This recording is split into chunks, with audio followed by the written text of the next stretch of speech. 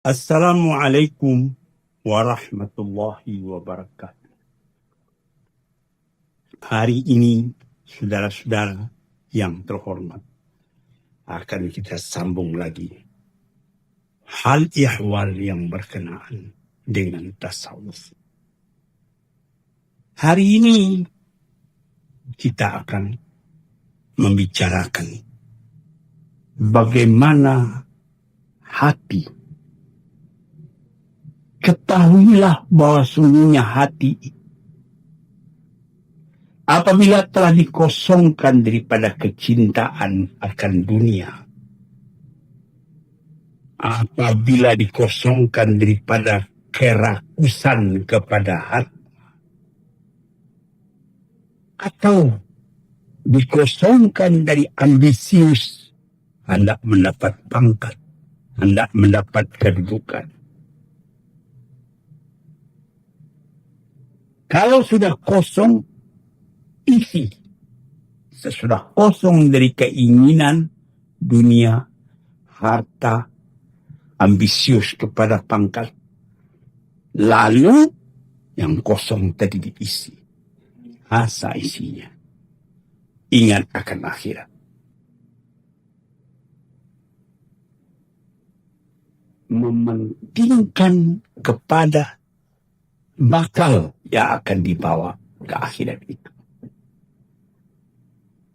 Persiapan untuk datang menghadap kepada Allah.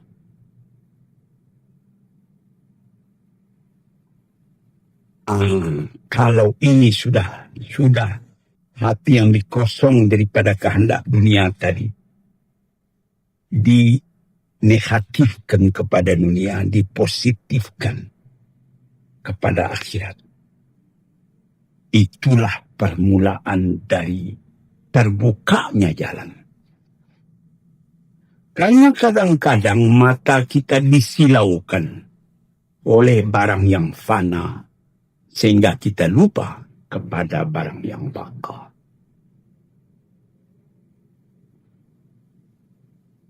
Ketika sudah demikian keadaannya, tergeraklah hati itu mengetahui apa yang diridai oleh Tuhan. Ini mengosongkan dari harta, menggantinya dengan ma'rifat. Sehingga nanti berubah pandangan hidup kita. Kita tidak memandang lagi besarnya dan pentingnya dan mahalnya harta. Pangkat-pangkat pun demikian pula. Dalam keduniaan kita ingin kepangkatan. Tetapi Al-Quran sudah mengatakan, kasarabim biqi'ati yahsabu dham'anu ma'ah hatta idza ja'ahu lam yajidhu syai'an. Seperti orang melihat gejala panas di padang yang luas. Baik kita berjalan kaki.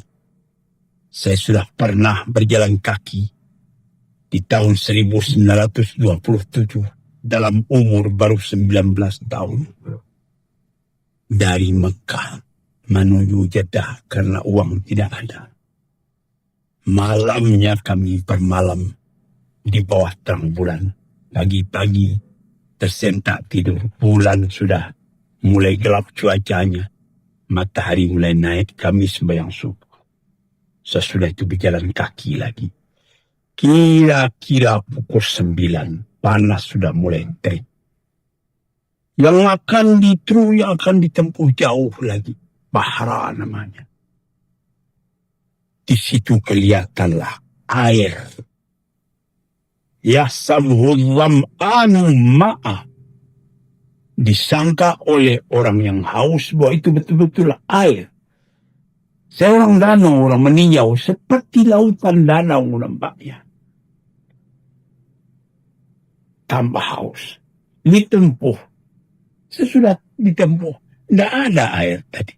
Yang ada cuma pasir. Nanti kelihatan jauh lagi ada air di sana. Begitu terus menerus. Maka orang yang cuma dunia, yang tempat hatinya lekat, itulah yang menjadi tujuan dari hidupnya. Keduniaan, kekayaan, pangkat tinggi, kebesaran, keternamaan, dan lain-lain sebagainya. Apabila sudah ditempuh, ya, tidak apa-apa. Ini jangan sampai dilupakan hal ini. Sehingga sebagaimana dikatakan oleh Imam Abdul Qadir Jailani, jangan diletakkan hartamu, kekayaanmu, kebesaranmu, pangkatmu di dalam hatimu. Karena kalau dia pangkat itu hilang, harta itu habis, nanti hatimu luka. Payah mengobat hati yang luka. Nah, jadi di dalam segala sesuatu di dunia ini, sadar, tidak ada yang langgeng, tidak ada yang kekal. Ini yang mesti diingat. Nah, jadi kosongkan hati dari itu, lalu positifkan tujuan. Kemana tujuanmu? Di sinilah diterangkannya di ayat tadi, di kata-kata ahli tasawuf tadi. Dia bilang bahasa Arab, i'lam annal qalba idza khala minal ihtimami bidunya wa ta'alluqu bima fiha wa ta'alluqi bima fiha min malin aw riyasatin aw sawlatin wa ta'allaqa bil akhirah wal ihtimama biha min tahsulil uddah wa tahabbul qudum ala Allah azza wa jalla fadzalika awwalu futurihi wa tabashuru fajrihi. Ketahuilah olehmu, apabila hati telah engkau kosongkan daripada mementingkan dunia dan melekatkan hati kepada harta atau kepada pangkat atau kepada macam-macam rupa, lalu hati yang kosong dari itu ditaklukkan, disangkutkan kepada akhirat dan mementingkan pula akan persiapan menghadapi jalannya akan datang. Watahau, bersiap untuk maju ke hadapan Allah Subhanahu wa Ta'ala. Fadzalika awal futuhihi, itulah mulai hati sudah terbuka. Sudah lain kita punya hidup itu. Sudah daftar dunia ini kita ada. Bukan berarti kita membuangkan harta yang ada. Ini seperti cerita Imam Malik. Ketika dia tinggal di negeri Madinah, Khalifah Bani Abbas Al-Mahdi atau Al-Hadi meninggalkan uang padanya 1.000 dinar emas. 1.000 dinar emas. Sedangkan 100 dinar saja sudah berat. Belum ada uang kertas pada waktu itu, betul-betul emas, dinar. Jadi seperti ringgit di zaman dulu. Ditinggalkan, disimpannya uang itu baik-baik. Ketika Khalifah sudah datang ke Madinah, balik dari mengerjakan haji, Bapak Imam Malik katanya, saya harap Bapak mari kita sama-sama pindah ke negeri Baghdad. Di situ Bapak lebih leluasa berfatwa. Imam Malik menjawab dengan senyum, saya lebih suka nanti kalau mati dikuburkan di kubur tempat Rasulullah meninggal. Nah, kemudian dia uang tadi tidak dibelanjakannya walaupun 1 dinar, dikembalikannya katanya. Ini barangkali maksud tuanku tempoh hari meninggalkan buat belanja, saya berangkat ke Baghdad. Ini uang belum spesial juga habis, ini saya kembalikan. Kalau hatinya itu takluk ke dunia, 1.000 dinar, tentu dia tahan, dia balik. Apa kata khalifah? Saya bukan meminta uang itu. Simpanlah kembali uang itu buat belanja Bapak. Sekarang saya tambah hadiah, dikasihnya kuda Arab yang bagus. Dan nanti kalau Bapak mau pergi ke mengajar ke masjid, kalau memang tidak bisa pindah ke Baghdad, inilah kuda untuk Bapak kendarai. Terima kasih. Datang muridnya Imam Syafi'i. Sesudah raja pergi, Imam Syafi'i datang.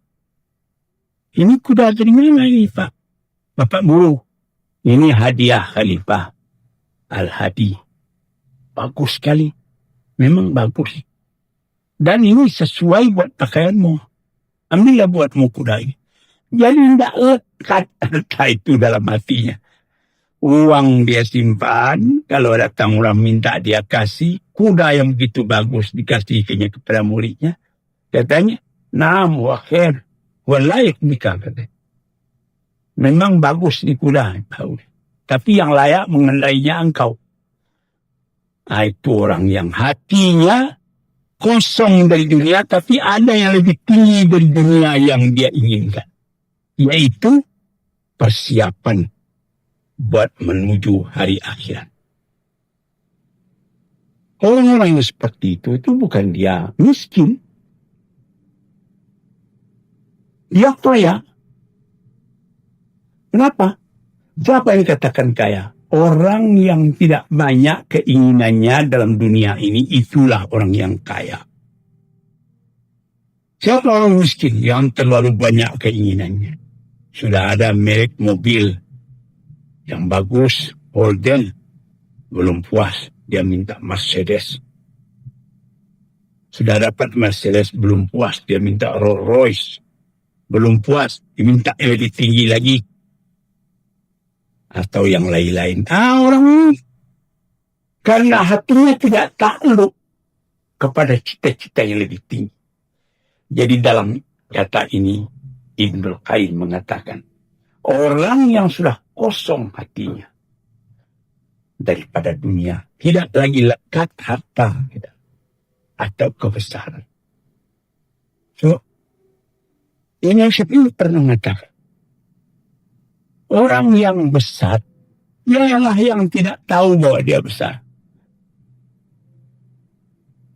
Ini itu sesuai dengan hadis Nabi, man tawada'a rafa'ahu Allah. Barang siapa yang mendudukkan dirinya di tempat tawadhu, itu yang dibesarkan oleh Tuhan. Tapi orang man tawada'a wada'ahu Allah. Dia meninggi, saya mesti, ini etiketnya begini, protokolnya begini. Saya mesti duduk di atas mobil, begini. Ini mesti aturan kalau saya very important person. Tempat saya mesti sedia. Kalau begitu itu, orang kecil. Dia sudah diikat oleh keadaan dunia tadi. Ini yang diterangkan di dalam kitab tasawuf. Jika watabashiru fajrihi fadzalika awal futuhi watabashiru fajrihi. Itulah orang yang mula-mula terbuka pintu padanya. Dan itulah satu kegembiraan dari menyingsing fajar, keindahan dalam hidup. Fa'inda dzalika yataharraku qalbuhu li ma'rifati ma yarda bihi rabbuhu minhu. Waktu itu tergeraklah hatinya, hendak mengetahui apa yang diridai Allah daripada, apa yang disenangi Allah daripada. Ringan dia mengerjakan tahajud, ringan dia mengerjakan salat duha, mengambil dua kada pada dirinya kalau dia tersangkut akan sembahyang sehingga tidak sembahyang di awal waktu. Menyesal dia kalau dia tidak menolong orang yang susah.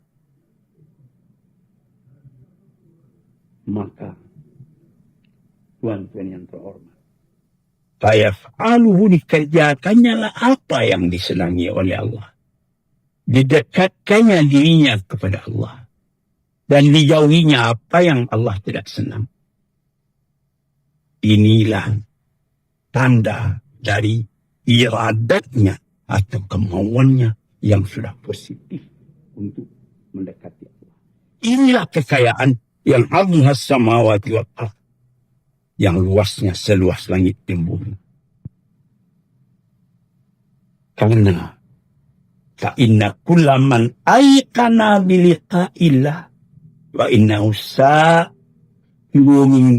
min kalimatain us'al anhu man awal wal akhir madza kuntum ta'malun. Kalau dia sudah yakin kepada bahwa dia akan bertemu dengan Allah, dan bahwa dia nanti apabila meninggalkan dunia ini akan ditanya, apa pakaian? Madza kuntum ta'malun? Siapa yang kamu sembah? Kata yang kedua apa? Madza ajabtumul mursalin. Bagaimana jawabanmu? Bagaimana sambutanmu tentang seruan Rasul-Rasul?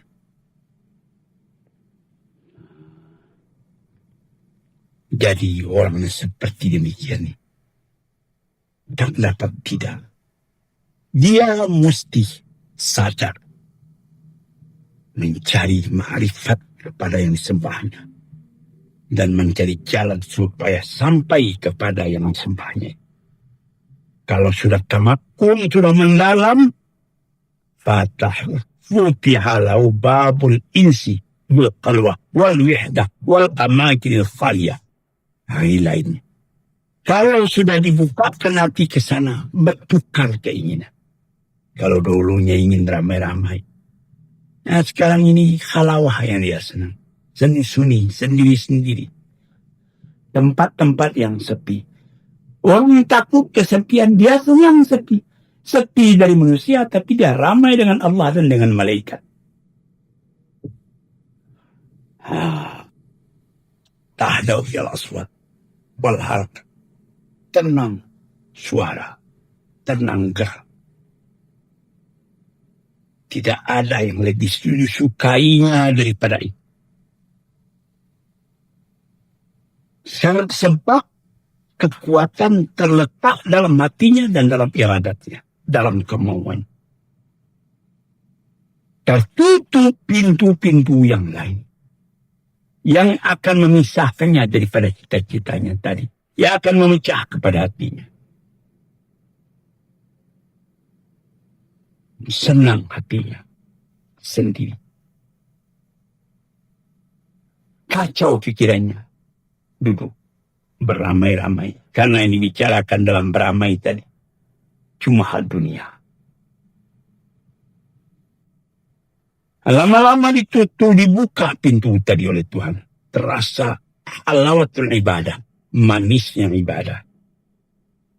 Sehingga dia tidak merasa kenyang-kenyang dengan itu. Mukanya kelihatan nur, cahaya. Alam ini lapang dirinya. Dia tidak merasa benci kepada orang lain. Kalau ada melihat orang yang belum matang keimanannya, dia tidak benci, dia cuma berdoa, Allah maghfirlah, ampunilah sian muslim, meskipun Allah maghfirlah warhamu wa'afi wa'afanu itu didoakan untuk orang yang telah meninggal. Tapi itu tak diotakkan doa melihat orang-orang yang belum mendapat petunjuk. Nabi Muhammad sendiri pernah mendoakan, Allah maghfirli qaumi, Allah maghfirli qaumi fi innahum la ya'lamun. Ya Tuhanku, ampunilah dosa kaum karena mereka belum tahu.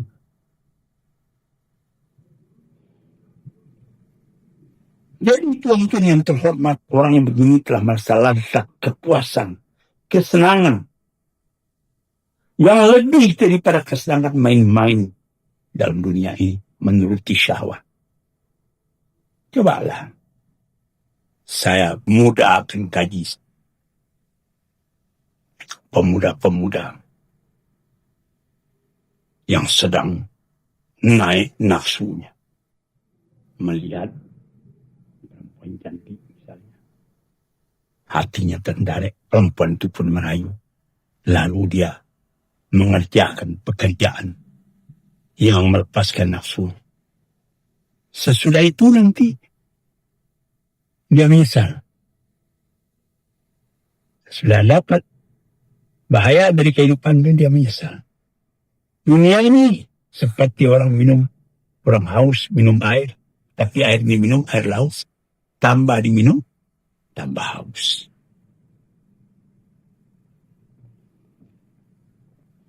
Jadi buka hatilah, dibukakan kemanisan ibadat sehingga dia tidak bisa kenyang-kenyang dari ibadat.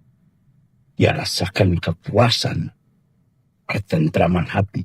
Melipat ganda daripada kepuasan karena menuntut permainan dunia dan mencapai syahwat. Sehingga orang itu apabila dia masuk kepada sembahyang, dia ingin biarlah terus saja sembahyang. Kemudian itu dibuka lagi, satu dibuka, dua, buka yang ketiga, merasa manis mendengarkan kalamullah. Idza tuliyat alaihi ayatuna zadathum imana wa ala rabbihim yatawakkalun. Kalau dibacakan kepada mereka itu ayat kami, kata Tuhan, bertambah iman dan dia bertambah tawakal kepada Tuhan.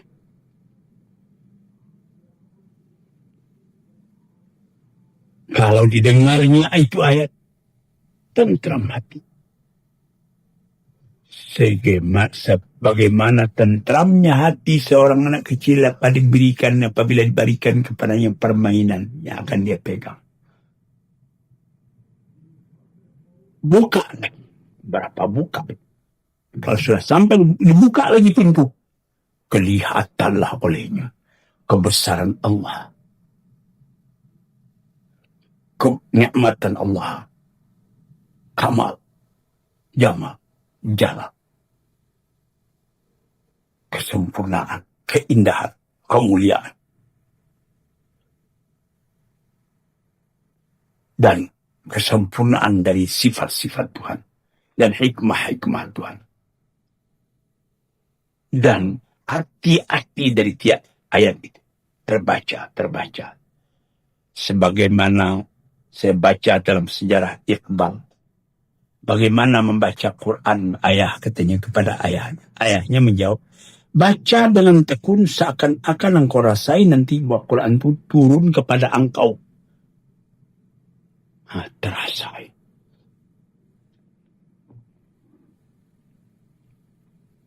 Bihaitu yastaghriqu qalbu fi dzalika hatta yaghlibu fi.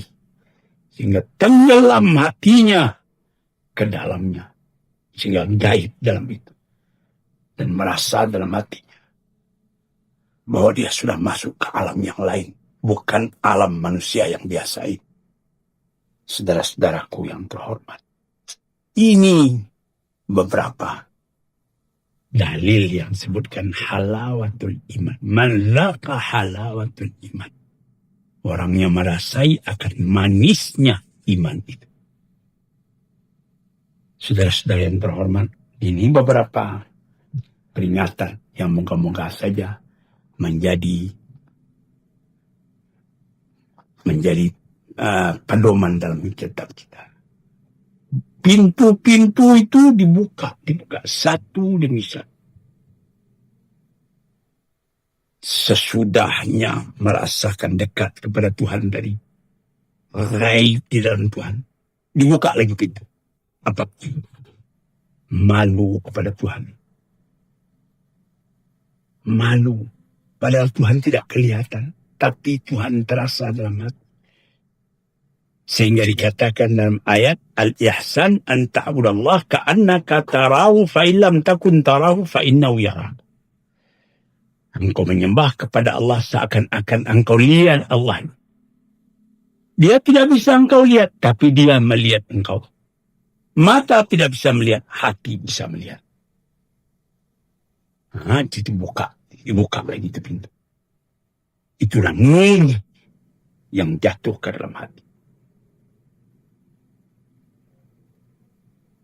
Dipelihara oleh nur, nampak oleh hati. Kita berhadapan dengan Tuhan sehingga kita malu kepada Tuhan. Serang sendiri, tidak ada orang lain. Ketika itu diberikan lagi pemberian oleh Tuhan. Apa? Dawamul muraqabah lirraqib. Tetap mengintai yang dicintai. Tidak melihat kepada yang lain, melainkan kepada dia. Seakan-akan kita melihat, menyaksikan di atas langitnya, ataupun sedang duduk dalam arasnya. Melihat kepada hambanya sekalian, mendengarkan suaranya, menyaksikan akan rahsianya. Kalau ini sudah tercapai, bertambah maju kehidupan dari dia hidup sendiri, wujud sendiri, manusia pun wujud dalam hal yang lain. Dia wujud di hadapan Tuhannya, di hadapan walinya. Dia memandang kepada Tuhan dengan hatinya. Padahal manusia lain tak memandang apa-apa.